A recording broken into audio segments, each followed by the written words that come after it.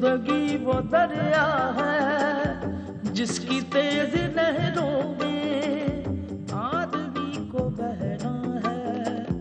आने जाने वाले सब मौसमों में रहना है, मौसमों में रहना है। वक्त की हथेली पर आसमान ने जो लिखा टालना नगर चाहे फिर भी टल नहीं सकता। दूसरा कोई भी हो आदमी की किस्मत का रुख बदल नहीं सकता, साथ चल नहीं सकता। जिंदगी वो दरिया है, कहीं गुल खुशबू जुगनू, कहीं दिल सहरा बादल सरगम, कहीं सिला और कहीं पे है चट्टान इंसान, चट्टान चट्टान।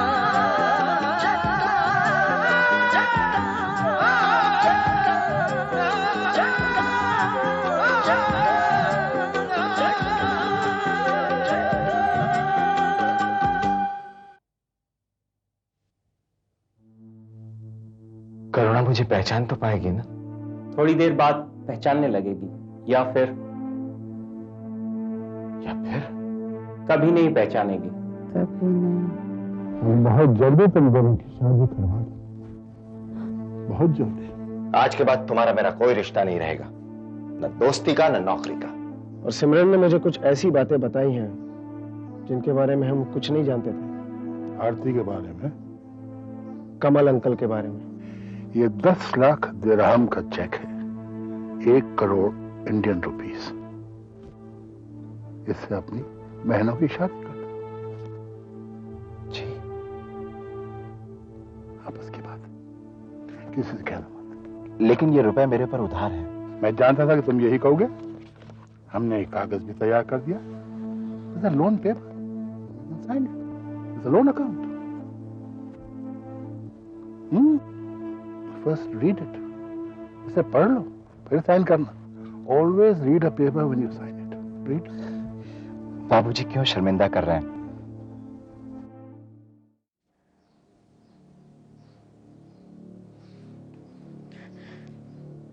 ये क्या है बाबूजी?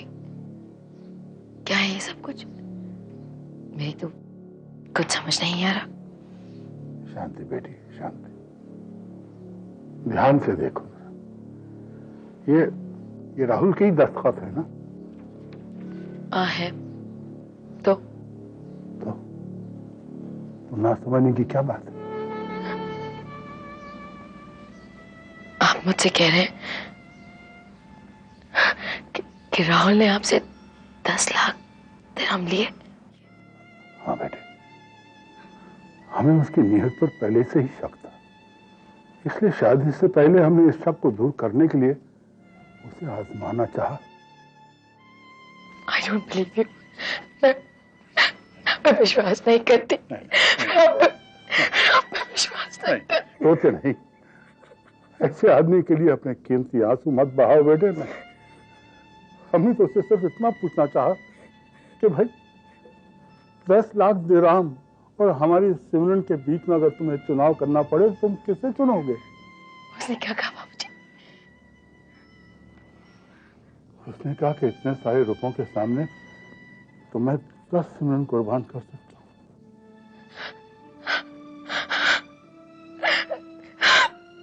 बाबूजी नहीं, रोते नहीं बेटा। इस ऊपर वाले की कृपा है। कहीं शादी के बाद हमें मालूम होता तो हम कहीं की नहीं रहते। हम किसी को मुंह दिखाने के लायक नहीं रहते बेटा। रोते नहीं।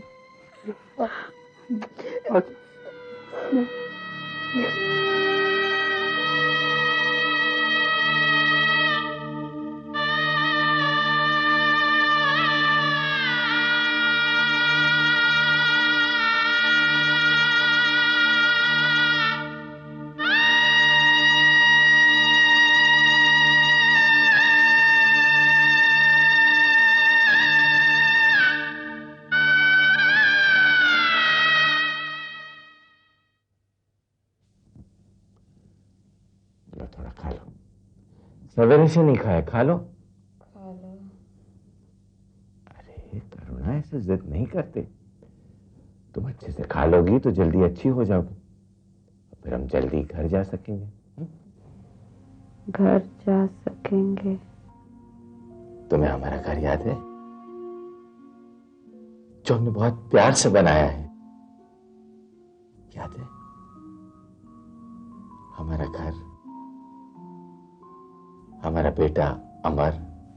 अमर? हाँ, याद है? याद है? हम फिर घर जाने के बाद अमर को मिलने चलेंगे, पूरी दुनिया घूमने चलेंगे। हाँ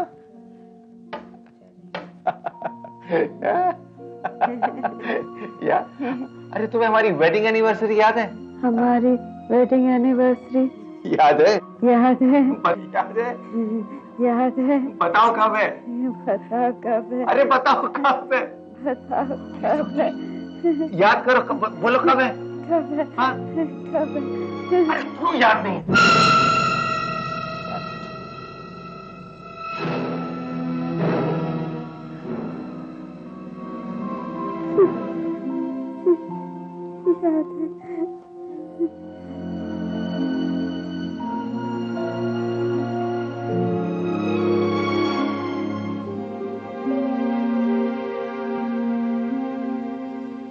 सिमरन कैसी है? अपने कमरे में बंद रहती है, खाना पीना छोड़ रखा है, हर वक्त रोती रहती है। ठीक हो जाएगी। तुमने उसे शादी के बारे में बताया है? कोशिश तो की थी, लेकिन वो कोई जवाब नहीं देती, बस खामोश रहती है। ये खामोशी आधी रजामंदी है।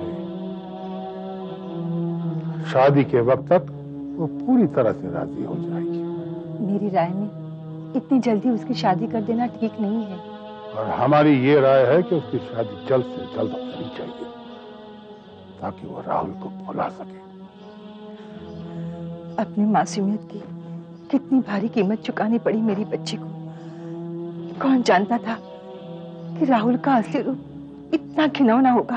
हम जानते थे, हम अच्छी तरह जानते थे कि पैसे की झलक मिलते ही उसके चेहरे का नकाब उतर जाएगा। आपने उसे इंडिया क्यों भेज दिया?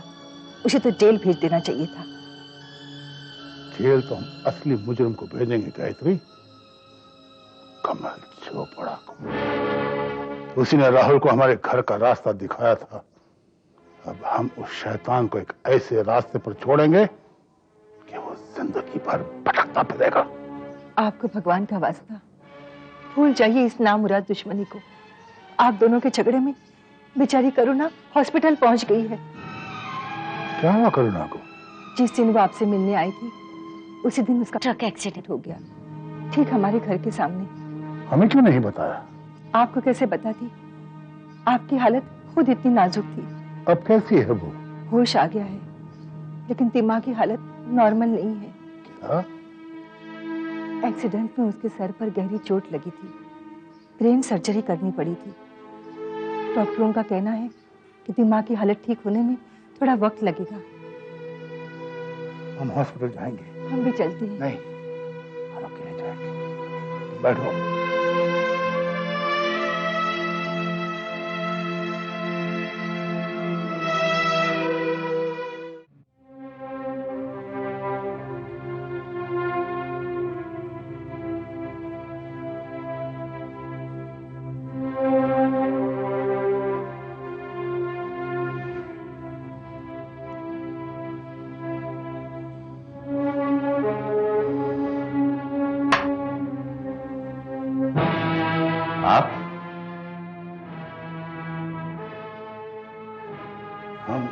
बहन से मिलने आए।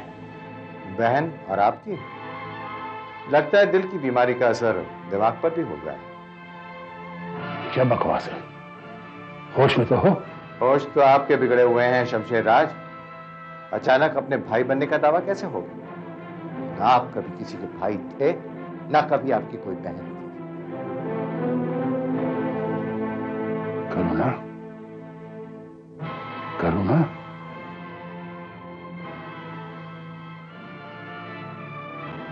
दिया आपने?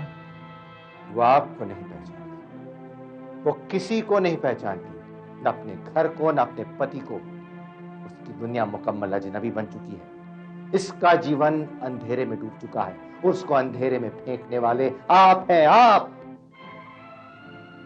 हम पर बेबुनियाद इल्जाम लगाने से अगर तुम ये साबित करना चाहते हो कि हमने ये एक्सीडेंट करवाया है, तो तुम बहुत बड़ी गलतफहमी में मुब्तला हो। हम अगर ऐसा करना चाहते तो हम तुम्हारा एक्सीडेंट करवाते। मेरा तो कुछ बिगाड़ नहीं सके, तो अपनी बहन की जिंदगी तबाह कर दी आपने। शमशेर राज, जिस पर भी तुम्हारा साया पड़ता है ना, उसका जीवन तबाह हो जाता है। अगर इस वक्त हम अपनी बहन से मिलने नहीं आए होते तो हम तुम्हें तुम्हारी बदतमीजी का जवाब जरूर देते।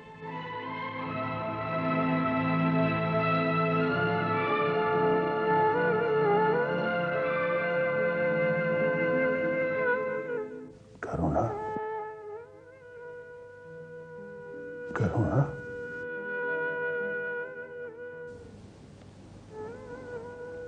हम हैं तुम्हारे भाई जी। तुम्हारे भाई जी।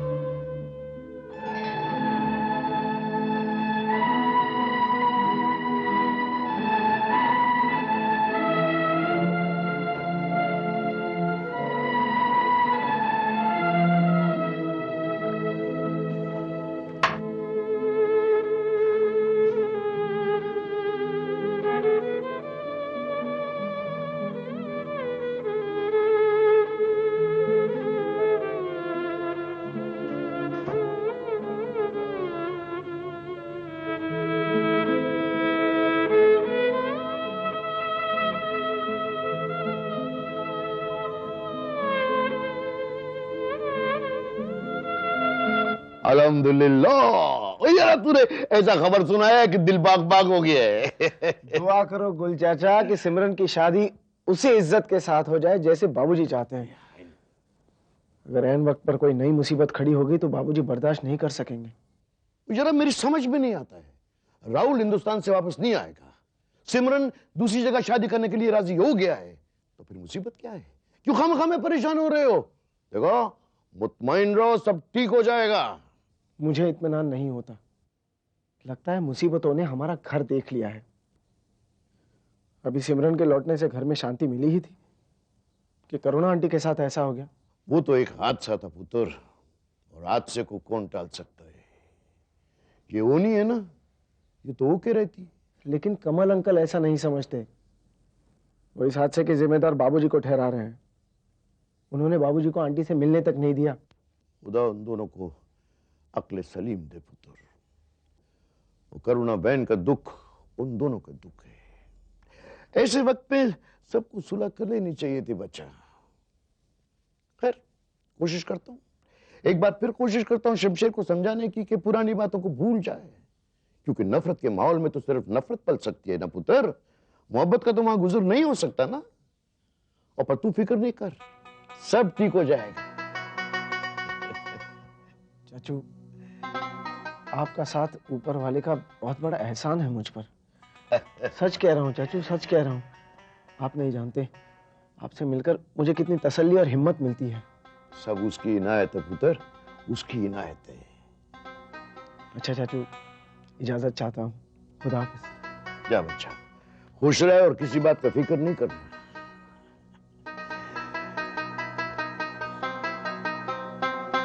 शुक्र मालिक तेरा, शुक्र। अच्छा हुआ भाभी जो मैंने आपको राहुल से मिलाया नहीं, वरना आपका इंसानियत से विश्वास उठ जाता। क्या राहुल से तुम्हारा विश्वास उठ गया है? हाँ भाभी, जो मोहब्बत का पर्दा उसने मेरी आंखों पर डाल रखा था वो अब हट गया है। तुम कितनी भोली हो सिमरन। उन पर्दों के पीछे तुम्हें बाबूजी की सूरत नहीं नजर आती? भाभी जरा सोचो सिमरन, जब तुमने राहुल से पहली बार लिफ्ट मांगी थी तो उसने इनकार कर दिया था। बैडमिंटन खेलने के लिए भी तुम जिद करती थी, तुम उसे बार बार फोन करती थी। वो तो तुम्हें प्यार करने के बावजूद भी तुमसे मिलने से कतराता था। क्या ऐसा लड़का दौलत के लिए तुम्हें अपने मोहब्बत के जाल में फांसने की सोच भी सकता है? हो सकता है दौलत का लालच हमारी दोस्ती हो जाने के बाद पैदा हुआ हो। अगर ऐसा होता तो वो तुझे पूरी इज्जत के साथ घर वापस नहीं लेके आता। सिमरन, तुम रात दिन उसके साथ अकेली रही होटल में, लेकिन तुम्हारी पवित्रता को उसने छुआ तक नहीं। क्या ऐसा लड़का दौलत के लिए तुम्हारा सौदा करेगा? लेकिन भाभी, मैंने पेपर पर उसके सिग्नेचर्स देखे थे। सिमरन, जरा याद करो उसका आखिरी कॉल। उसने क्या कहा था कि बाबूजी ने उसे ऑफिस में बुलाया है? हाँ, कहा तो था। तो फिर जरा सोचो सिमरन, वो एक बार बाबूजी से मिला और उसका कैरेक्टर ही बदल गया। वो तुमसे शादी करके करोड़ों रुपए हासिल कर सकता है, तो फिर वो 10 लाख रुपए लेके क्यों भाग गया? लेकिन भाभी, उसने उस पेपर पर दस्तखत क्यों किए? उसने 10 लाख दिरहम क्यों लिए? और उसने मुझे इंडिया से फोन क्यों नहीं किया? भाभी, सच तो इन सब सवालों के पीछे छुपा हुआ है सिमरन, लेकिन मैं सिर्फ इतना जानती हूँ कि जो कुछ तुम्हें कहा गया है वो सच नहीं है। तो फिर सच क्या है भाभी? सच्चाई सिर्फ बाबूजी जानते हैं, और वो इन सब सवालों का जवाब नहीं देंगे, क्योंकि वो तुम्हारे बाबूजी नहीं, शमशेर राज है।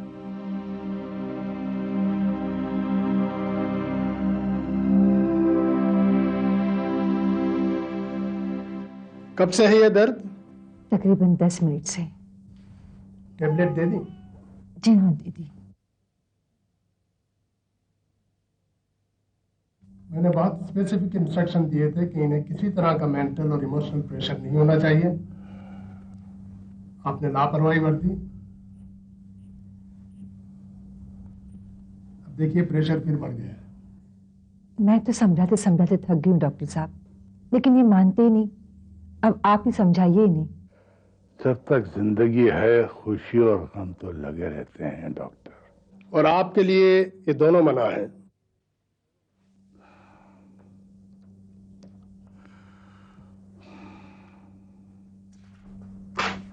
ये दवाई लिखती है, मंगवा लीजिए।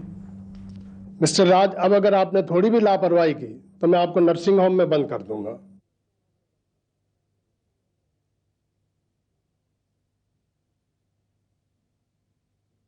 डॉक्टर,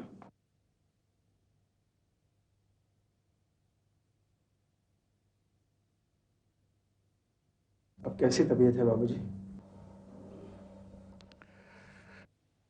गायत्री, अपने हाथों से गर्मा गर्म सूप जाकर बनाओ, बड़ी इच्छा हो रही। अच्छा, ले आती हूँ।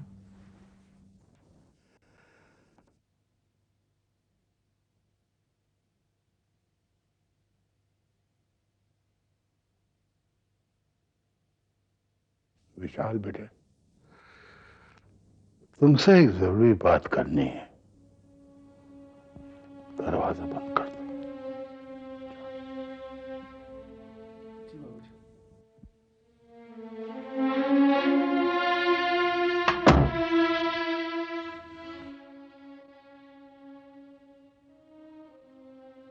जी बाबूजी, कहिए। तुम हमें गलत मत समझना बेटे, लेकिन हम चाहते हैं कि तुम और आरती अलग जाकर अपना एक घर बसाओ। जी? क्यों? क्या हुआ? अभी कुछ हुआ नहीं, लेकिन बहुत कुछ हो सकता है। हमारे खानदान ने जो जिल्लतें सही हैं, उससे ज्यादा की नौबत भी आ सकती है। क्या आरती ने फिर कोई बदतमीजी की है? इसमें आरती का क्या कसूर है बेटे?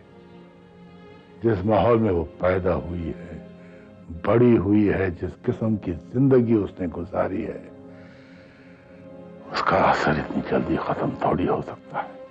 अब बताइए तो, हुआ क्या है? मैं अभी उसका दिमाग ठीक कर दूंगा। तो मियाँ बीवी का झगड़ा होता रहेगा, इसका असर सिमरन पर बहुत बुरा हो सकता है। तुम जाओ, जाओ अपना अलग से घर बसाओ, तुम भी शांति से रहो, शायद हम भी सुखी हो जाएंगे। नहीं बाबूजी नहीं, मैं आपको ऐसी हालत में छोड़कर कहीं नहीं जाऊंगा। प्लीज प्लीज आप मुझे बताइए उसने क्या किया है, बताइए ना। इत्तेफाक से हम सिमरन के कमरे से गुजर रहे थे और हमने कुछ सुना। आरती सिमरन को कुछ कह रही थी, कुछ बहका रही थी और हम सिमरन पर उसका असर नहीं देखना चाहते। नहीं, तुम ले जाओ आरती को इस घर से बाहर, तुम अपने घर बसाओ, तुम भी शांति से रहोगे, हम भी सुखी हो जाएंगे। मैं अभी आरती को बुला कर लाता हूं, उसे आपसे माफी मांगनी ही पड़ेगी। बैठ जाओ। आरती को मत बुलाओ, उसे देखकर हमें वो सब पुरानी बातें याद आने लगेंगी और वो हम बर्दाश्त नहीं कर सकते। हमारी तबीयत ठीक नहीं है, उसे मत बुलाना। तुम जाओ, अपना एक घर बसाओ। बाबूजी जाने की बात कहकर आप मेरा दिल दुखा रहे हैं। बेटे, बदनसीब है वो बाप जो बुढ़ापे में अपनी औलाद से जुदा होने पर मजबूर हो जाए। लेकिन हम अपने खातिर तुम्हारी गृहस्थी तबाह नहीं करेंगे। तुम हमसे दूर रहोगे लेकिन खुश तो रहोगे। जाओ। बाबूजी मुझे सिर्फ एक दिन का समय दीजिए, सिर्फ एक दिन का। मैं ये सारा किस्सा ही खत्म कर दूंगा।